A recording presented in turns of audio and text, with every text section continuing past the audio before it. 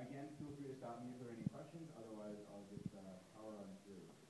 So I think the first point to notice is that this is the Google Store account. If you've never heard of the Google Store, it's an on-site store we have on the Mountain View campus where we sell t-shirts, hoodies, hats.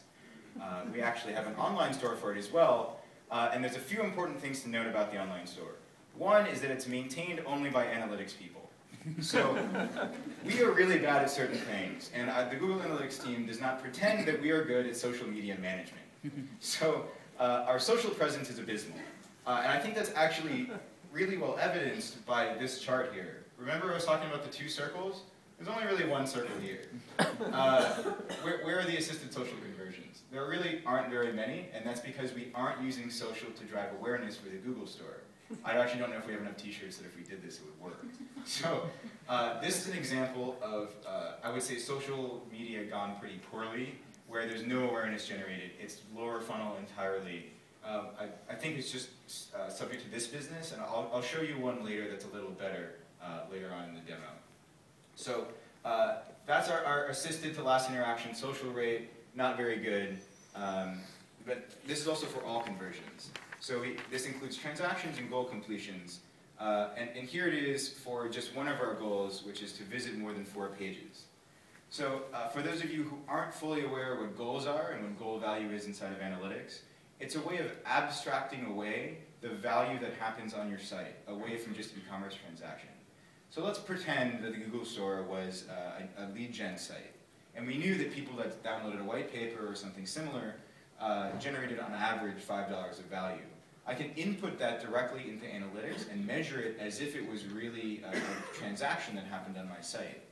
So what I'm doing is I'm looking at a goal I set up, which has, I think, a conversion value of $5, which is every time someone visits more than 4 pages, we say, which isn't truly accurate for this site, that it's worth $5 to us. And for each of you, you can figure out what those numbers are for yourself and set them up, making these reports even more valuable because you can segment based on, what are the individual actions that I'm trying to get people to do. So with that in mind, let's go look at the next report, which is the social sources report. It shows up.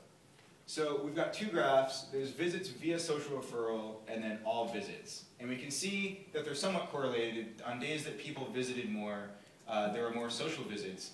But we find that social actually preceded this spike in visits a little bit, where social went up more than the total number of visits, so it led the wave a little bit, which is exciting for social. Again, this account is not great, so I wouldn't read into it too much. But looking at those 2 graphs, you can get some insight into whether social is leading or trailing a particular wave in activity on your site. So also on this report, we're calling out the most important social networks that have been shown up for this account. So in this case, it's YouTube. As you might imagine, it's a Google property. We lead into the Google Store from YouTube somewhere. But also followed by Facebook, Google+, Reddit, Blogger, etc. And this list includes things I've never heard of. This is new since the last time I looked at it. I don't know what FC2 is. Does anyone know? No one. Well, there's a network out there called FC2 that drove some traffic. I wonder why. I don't actually know. Rather than test the Wi-Fi, I'm going to go into the other tabs I have up here. So let's say we want to investigate how one of these social networks is performing. Well, what we can do is we can drill in. So in this case, I've selected Google+ as a social network that I want to measure. And it'll show me how many visits came in from a social referral from Google+. So that means content was shared there, someone clicked on it, landed on our page, versus all visits. So what we can see, perhaps, is that there was a spike in social traffic here that did not correspond to a spike in traffic. So if we had just been looking at our traffic report, we probably would have missed it. We would have never known that there was this activity on a social network we could have used in some way to help us with our marketing activities. And we can sort of investigate why that is. It turns out that on Google+, there was a sticker sheet that was really popular in the Google Store.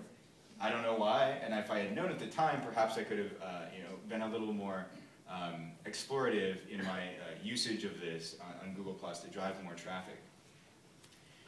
So what else can we do? We can also look for Google+, what were the actions that people took? And I apologize for my browser not displaying this correctly. So people in Google+ made a lot of comments, they made a lot of posts, They +1'd a lot of posts that, that had to do with content on my site, and they also reshared. So this is all data that's coming from our social data hub. If you remember, for all of those networks from before, we're able to give you this kind of data. Unless you think that this only works for Google+, I'll actually show you what it looks like for Reddit in a few minutes. But before I do that, I want to get into, this data is good in aggregate, but what does it mean on a per action level? And for that, we have the activity stream. Now in the activity stream, we're pulling in all of the activity that's happened on social networks having to do with the Google Store.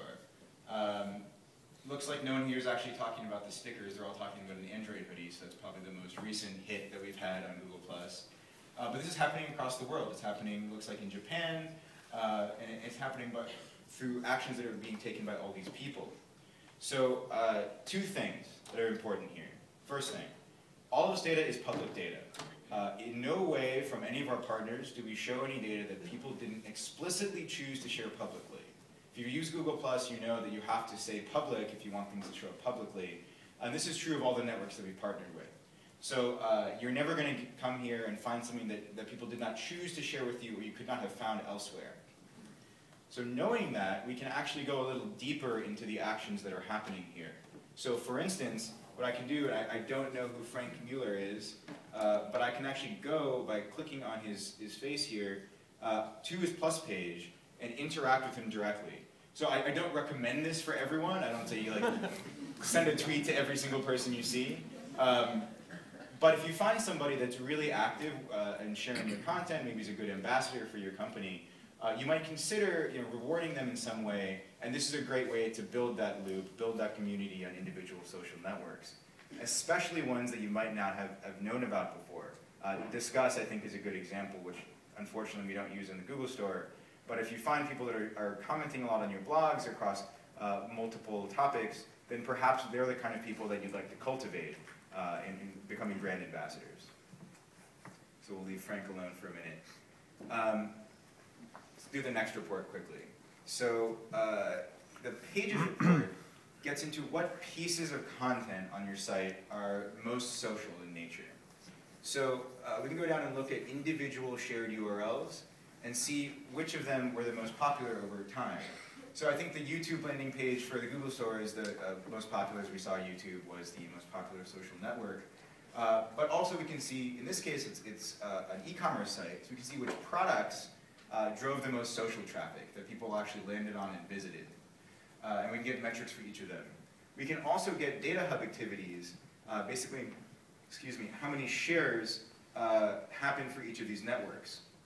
So let's dive into one of them. I think I've selected we have an Android t-shirt that was talked a lot about, and all this activity happened on Reddit.